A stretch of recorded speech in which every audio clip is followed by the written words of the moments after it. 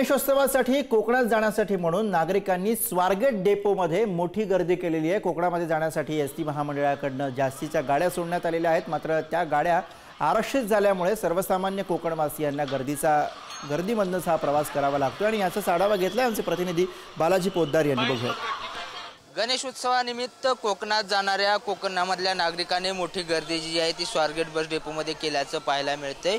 इतर उत्सवापेक्षा कोकणातल्या नागरिकांना जो आहे तो गणेश उत्सव विशेष असा महत्त्वाचा असतो। प्रत्येक कोकणवासी जो आहे तो आपल्या मूळ गावी जाऊन हा उत्सव साजरा करतो। ज्याप्रमाणे मुंबईमध्ये सुद्धा मोठ्या प्रमाणात कोकणवासी राहतात, तसेच पुण्यात सुद्धा यांची संख्या मोठी आहे आणि त्यामुळे हे सगळे जे स्वारगेट डेपोमध्ये आपण चित्र बघतोय की बस आरक्षित असल्यामुळे सर्वसामान्य नागरिकांना सीट मिळणं अवघड झालेलं आहे। तरी सुद्धा प्रत्येकाला आपल्या गावाकडे जायची आणि गणेशोत्सव साजरा करण्याची ओढ लागलेली आहे आणि त्या ओढीतून जे आहे ते हे सगळे नागरिक जे आहेत ते पुण्यातून कोकणात जाण्यासाठी गर्दी करताना आपल्याला पाहायला मिळत आहेत। व्हिडिओ जर्नलिस्ट निखिल करंदीकर सह बालाजी पोद्दार, पुढारी न्यूज, पुणे।